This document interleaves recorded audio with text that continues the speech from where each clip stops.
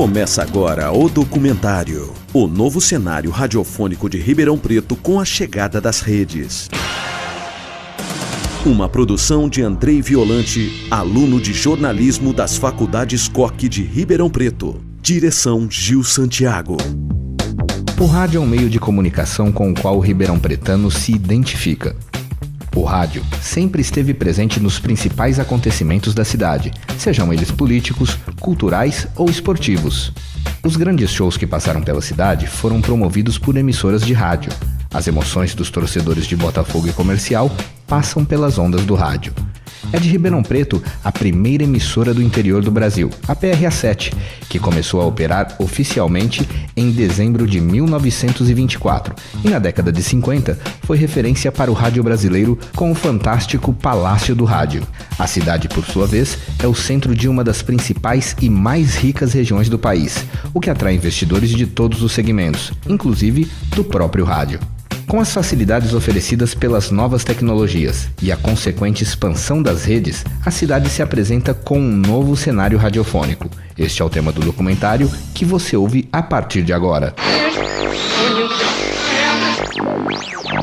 O novo cenário radiofônico de Ribeirão Preto. Para entender melhor como funcionam as redes de rádio, vamos fazer uma breve retrospectiva histórica. As redes de rádio surgiram nos Estados Unidos na década de 1920. Lá surgiram as duas primeiras grandes redes de rádio, a National Broadcasting Company, mais conhecida como NBC, e a Columbia Broadcasting System, mais conhecida como CBS. Em 1931, a NBC já reunia 122 emissoras espalhadas pelos Estados Unidos, enquanto a CBS tinha 79 afiliadas. Esta expansão das redes provocou uma grande mudança nas audiências, pois suas afiliadas eram obrigadas por contrato a retransmitir conteúdos produzidos pelas cabeças de rede, mais sofisticados e tecnicamente mais avançados. O rádio foi consolidado como principal instrumento de entretenimento de massa na década de 1930. Os recursos tecnológicos foram decisivos para a implantação das redes de rádio naquela década. A chegada das ondas curtas permitiam que as cabeças de rede aumentassem o seu número de afiliadas. A primeira rede de rádio no Brasil funcionou por pouco tempo e de forma bastante precária. A Rede Verde Amarela foi ideia do empresário Alberto Binton Jr. e tinha como cabeça de rede a Rádio Cruzeiro do Sul, na capital paulista. Começou a operar em 1932 e foi extinta em 1935 por incapacidade tecnológica da Companhia Telefônica Brasileira. Naquela época, as transmissões de rede eram feitas via linha telefônica, que eram bastante precárias no Brasil e não tinham a capacidade para transmitir o áudio com a qualidade mínima desejada. A rede chegou a ter 6 afiliadas em 4 estados: São Paulo, Rio de Janeiro, Minas Gerais e Paraná. Durante a Segunda Guerra Mundial, foi implantado no Brasil o sistema de ondas curtas, inicialmente pela Rádio Nacional do Rio de Janeiro. A emissora passou a transmitir o folclore brasileiro para Estados Unidos, Europa e Ásia. Em 1958, a Rádio Bandeirantes formou a cadeia Verde-Amarela para a transmissão da Copa do Mundo da Suécia. Foi a maior rede de rádio de que se tem notícia no Brasil. O radialista Pedro Evaristo Schiavon, mais conhecido como Porto Alegre, hoje com 78 anos, conta que naquela época Ribeirão Preto já vivia suas primeiras experiências com rede de rádio, o Sistema Brasileiro de Radiodifusão, que era feito em parceria com a Rádio Record de São Paulo. Ela era feita de Ribeirão Preto para a Record e a Record mandava para a Rádio Recife, Pernambuco, a Rádio Jornal do Comércio Recife, Pernambuco. E aí para o mundo inteiro em ondas curtas, 49 e 50 metros curtas. O produtor do mega sistema de comunicação Fernando Marucci lembra que antes das redes simultâneas eram produzidos programas que eram distribuídos para todo o Brasil.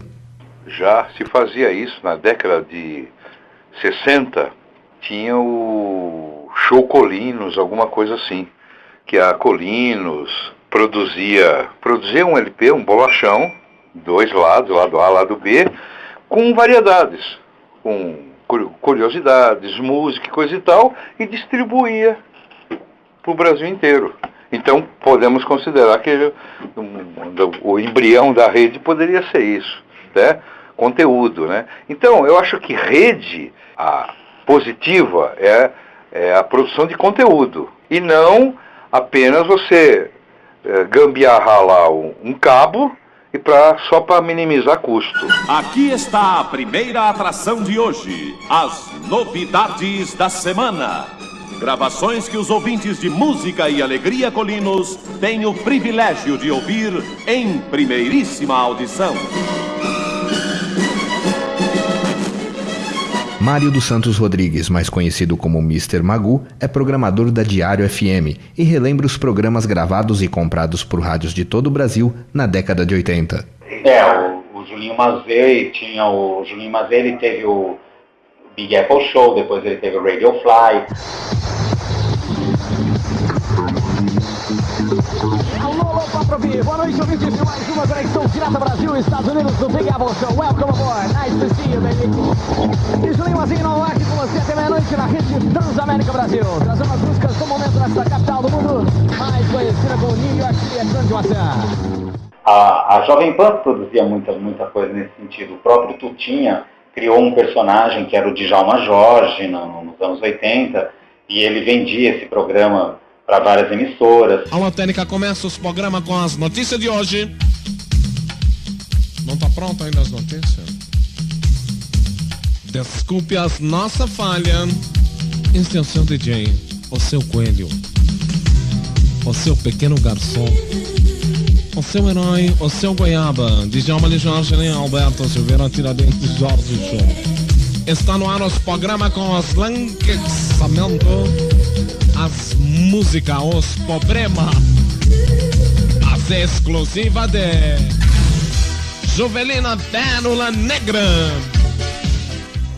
E muitos esquetes de humor, né? O Café com Bobagem, quer dizer, vários programas, seja de humor ou de conteúdo musical, programas com DJs, né, e tal, eram feitos em São Paulo e depois distribuídos, né, através de contrato, né, comprados e tal, e as emissoras também retransmitiam aqui, porque também na época não tinha satélite, nada disso.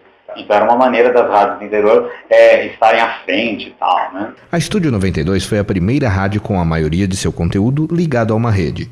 A emissora nasceu como Rádio Alvorada. Mauro José André, que era locutor da rádio na época, conta como tudo aconteceu.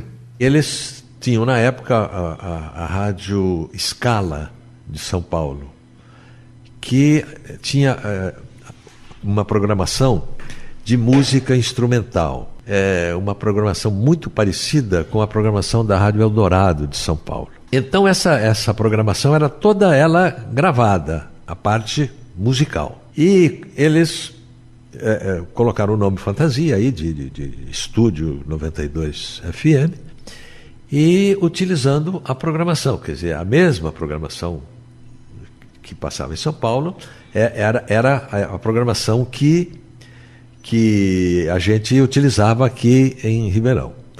Mas não era concomitante. De repente, uma programação que você ouviu na Scala em São Paulo no dia 2, você podia ouvir no dia 23 aqui em Ribeirão. Quer dizer, a gravação vinha para cá e ela também não era toda contínua, né? De repente o horário da manhã, né, era o mesmo de tal dia atrás, mas do meio do dia era outro, à noite era outro, à tarde era outro, né? Porque era tudo em blocos, né? Blocos de 30 minutos por aí, né? Então os blocos eram e era muito bem embaralhado, muito bem misturado isso aí, sabe? A implantação do Brasilsat em 1985 revolucionou a forma de transmissão para as redes de rádio, que puderam passar a transmitir suas programações simultaneamente. O engenheiro em eletrônica do Sistema Clube de Comunicação, Carlos Alberto Cantarella, explica como funciona esse tipo de transmissão. Uma rede de rádio, normalmente ela tem uma geradora, que é a geradora cabeça de rede, que gera a programação principal. Essa programação principal é recebida pelas emissoras afiliadas que usam esse sinal, além de colocar também a programação local, que normalmente contém notícias locais, programas locais e a comercialização local. Ela pode ser feita via satélite ou pode ser transmitida via rede de IP, okay?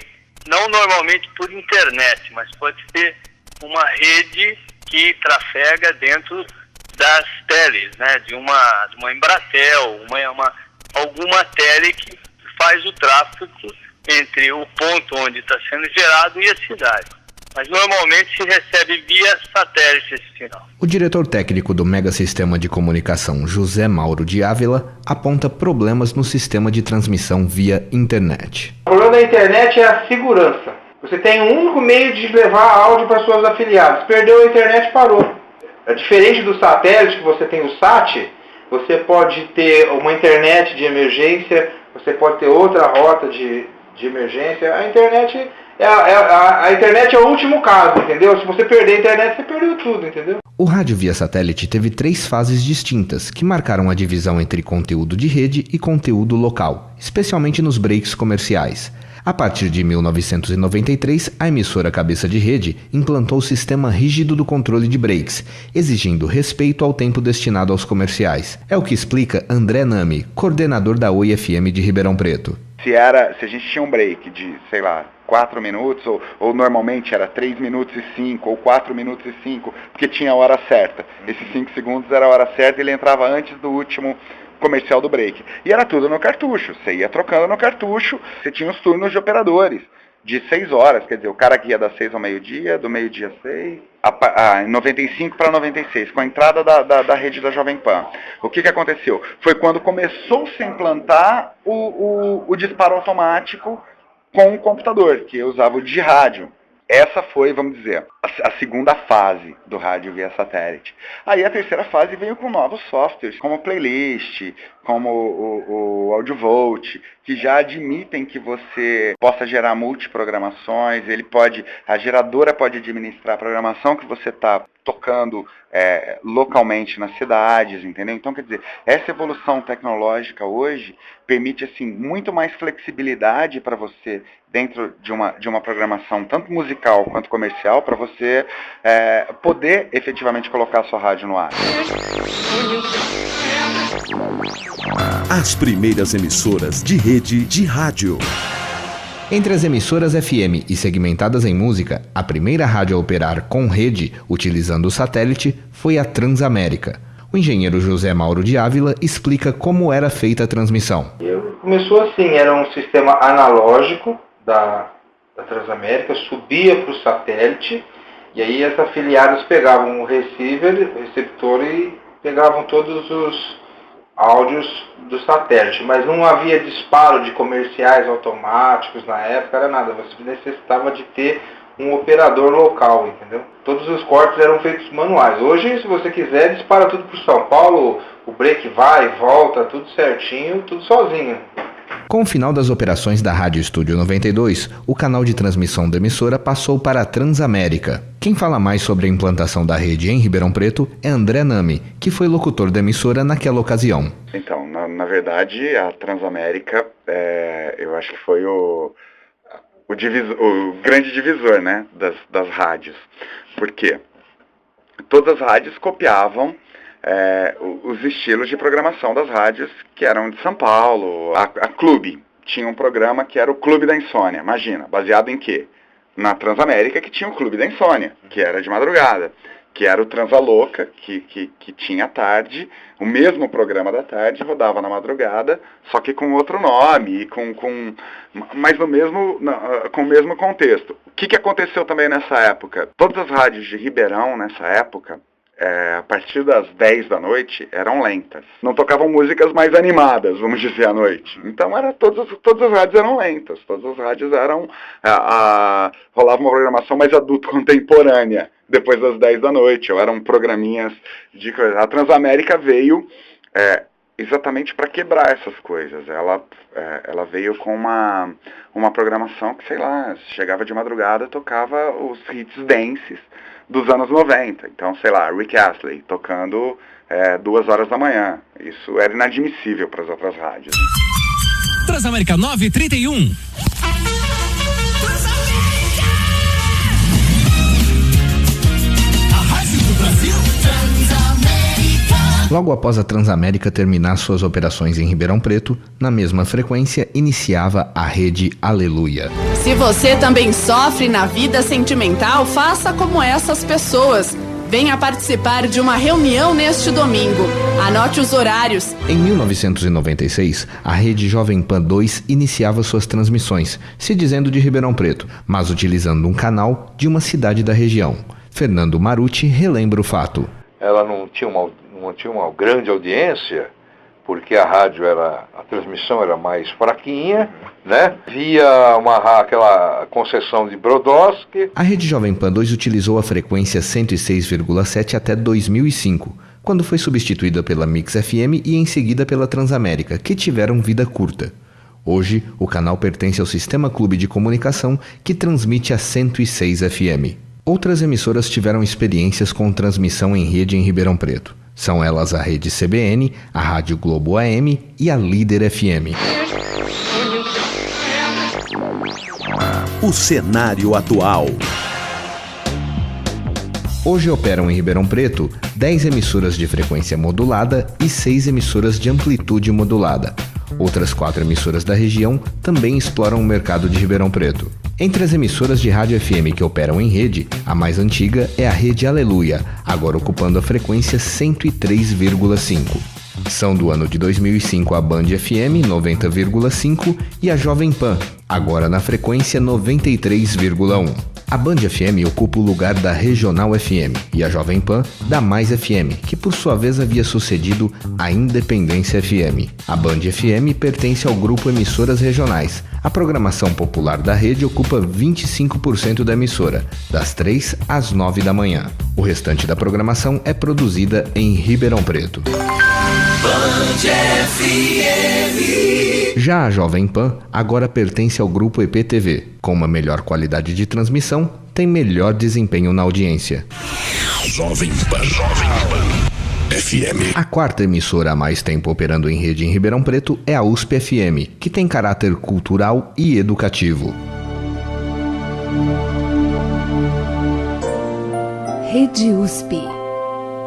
A Oi FM chegou em Ribeirão Preto em 2009 com uma proposta diferenciada. Quem explica é o coordenador da emissora, André Nami. A Oi é uma rádio como qualquer outra rádio. Ela vem com uma proposta de ferramenta de mídia. Então ela é uma ferramenta de mídia e é uma rádio conceito. Então qual a diferença de uma rádio conceito para uma rádio normal, uma rádio que executa uma programação normal? Ela tem um foco em um público específico.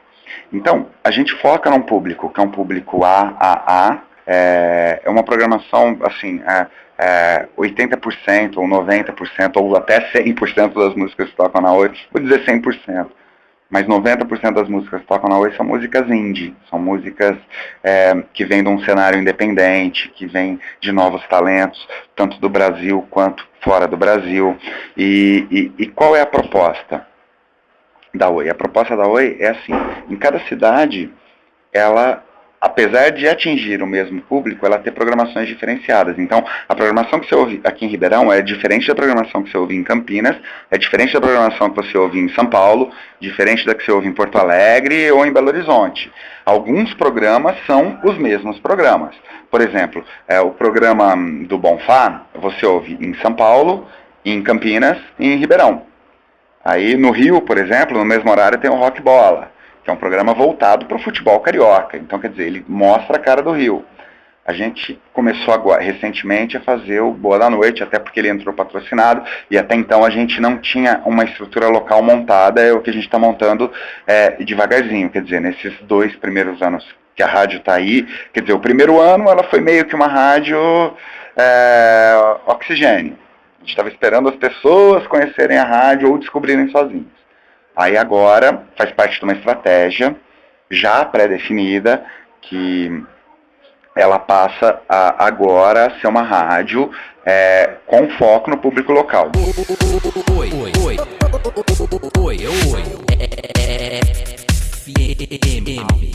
Na pista. Oi FM na pista. A Nativa FM também se estabeleceu no mercado de Ribeirão Preto em 2009. mas utilizando o canal 104,3, que pertence à cidade de Pontal, na região de Ribeirão Preto. Nativa FM, a sua rádio. A mais recente emissora que opera em rede em Ribeirão Preto é a Band News FM. Quem nos conta um pouco mais sobre a emissora é o coordenador de jornalismo João Marcos Tadeu dos Santos. Eu acho que o radiojornalismo estava vivendo esse dilema, ou seja, ou ele praticamente inexistia, era muito acanhado, o que era feito local, ou era tudo importado, né? Vinha da capital paulista, ou seja, sem apelo nenhum para o Ribeirão Pretano.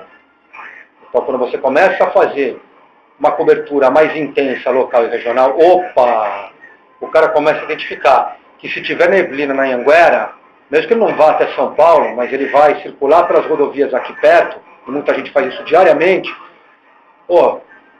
se eu sintonizar naquela Band News FM, eu vou ficar sabendo se tem neblina agora cedo. Legal, ele começa a perceber que aquilo é útil para ele no dia a dia. Então eu acho que o rádio jornalístico em Ribeirão Preto está renascendo. Você está criando de novo esse hábito, essa cultura aos pouquinhos. É a passo de formiguinha. A rede contribui para isso. Porque aí, Andrei, o trabalho que a gente faz, não vou dizer que é 100% assim, mas esse é um trabalho, mesmo quando é a rede, a programação da rede aqui em Ribeirão Preto, é uma programação universal, muito agradável para o ouvinte. Não é aquela coisa hermética e que é muito paulistana ou muito dos gabinetes de Brasília, aquela economia dura, aquela política dura, grandes questões internacionais. Não, eu acho que é tudo bem dosado. Então, eu percebo que o Ribeirão Pretano, aos poucos, gosta disso também. Então eu escuto, quando sabem que eu trabalho na Band News FM e na Rádio Bandeirantes AM, André, as pessoas falam assim, citam os nomes dos âncoras da Band News FM e da Bandeirantes AM. Como esses caras já fazendo parte do dia a dia deles, né? E o cara está lá no estúdio em São Paulo, o Boechat, o Zé Simão, enfim, os outros colunistas. Mas por quê? Porque tem essa utilidade, que é uma utilidade que eu insisto nessa expressão, ela é universal.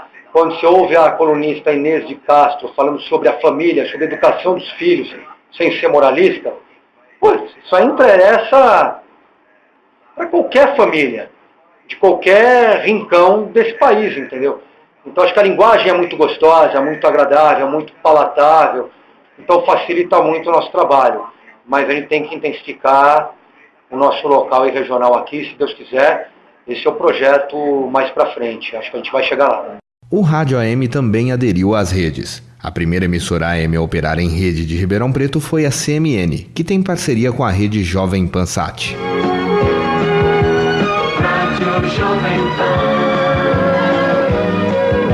Jovem Pan, a rádio. A Bandeirantes é a terceira rede de emissoras a operar em ondas médias em Ribeirão Preto. Em 2010, passou a ocupar a frequência 1270, até então utilizada pela Rede Globo de rádio. Bandeirantes, a caminho do sol. A Rádio Cultura de Ribeirão Preto é uma das mais tradicionais emissoras da cidade. Integra desde 2009 a Rede Eldorado de Rádio, utilizando o nome fantasia de Rádio Eldorado Ribeirão Preto. Quem nos conta como foi feita a escolha da rede é Gil Santiago, diretor de jornalismo da emissora. A Eldorado chegou em Ribeirão Preto em abril de 2009. E o que pesou muito na opção pela Rádio Eldorado, a programação do Eldorado, foi uma parceria que pudesse agregar tradição e modernidade. Uma rede que pudesse oferecer uma programação com qualidade e credibilidade, que nós encontramos na Eldorado, que é uma emissora que pertence ao Grupo Estado, e que, por sua vez, tem parceria com a ESPN na área de cobertura esportiva. Pois bem, o nosso objetivo é possibilitar ao ouvinte acompanhar os principais fatos do Brasil e do mundo, conteúdo que complementamos com a informação local e regional. Nós temos uma prioridade que é a prestação de serviço, é trabalhar com questões que dizem respeito diretamente à comunidade, como, por exemplo, o meio ambiente, e práticas saudáveis, esportivas, educação, enfim. A área comercial é um fator determinante para a sobrevivência de uma emissora. Segundo o diretor comercial das emissoras regionais, Máximo Duarte, o produto de rede é mais difícil de vender. Quando o grupo Emissoras Regionais ao qual nós pertencemos, que no canal 90.5, que era a Regional FM, que tínhamos uma programação bem posicionada, uma programação boa, comercialmente bem em Ribeirão Preto, e quando nós nos afiliamos à Band São Paulo como rede, entendendo que a geração da programação vinha de São Paulo, o interesse foi comercial. O interesse foi aumentar faturamento e diminuir custos. Diminuir custos como? Diminuir custos tendo uma programação já totalmente elaborada em São Paulo, sem a necessidade de contratar profissionais em Ribeirão Preto, tanto da área artística, como da área técnica, como da área comercial. Se teria menos investimento de mão de obra e mais faturamento. Só que ocorreu ao contrário. Com o engessamento de programação vindo de São Paulo, nós entendemos que a comercialização ficou difícil, que a audiência não foi a contento e, por consequência, se não tem audiência, o faturamento também não obedece aos interesses. Foi quando nós começamos a fazer as modificações, tirar a programação de São Paulo, a geração de São Paulo e trazer para Ribeirão Preto.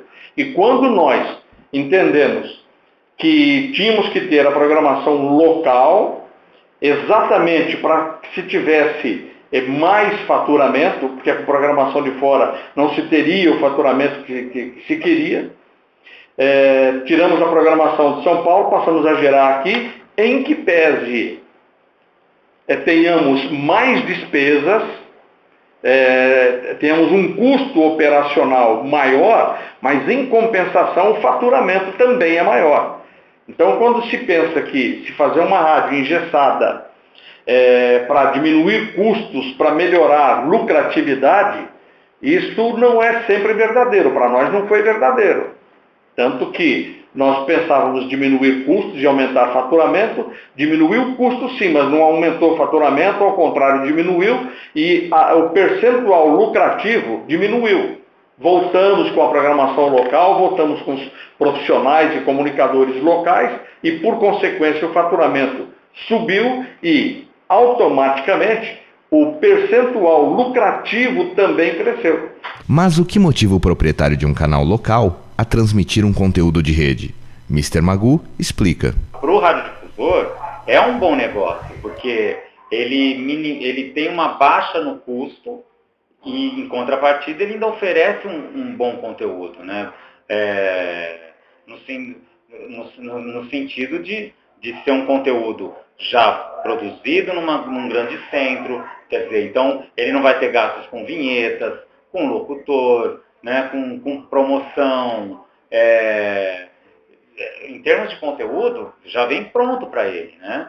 E ele ainda minimiza a questão da folha de pagamento, né? José Roberto Vilela é diretor comercial do Sistema Clube de Comunicação. Ele nos explica o porquê do interesse das redes de rádio em trazer suas marcas para a cidade de Ribeirão Preto. Aliás, qual empresário que não queria ter a sua marca instalada no sexto polo do país? Ribeirão é o que há. É uma das cidades mais, talvez seja a capital do interior, porque quando você fala na grande ABC, a grande ABC faz parte da grande São Paulo.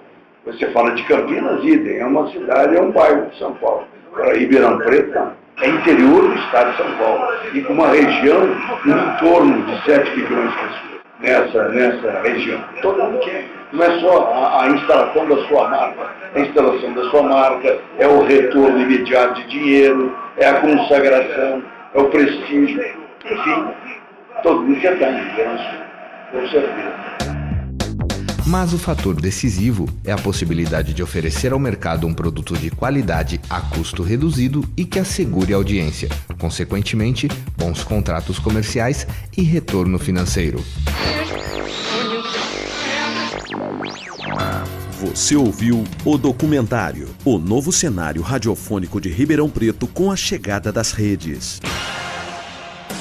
Uma produção de Andrei Violante, aluno de jornalismo das Faculdades Koch de Ribeirão Preto. Direção Gil Santiago.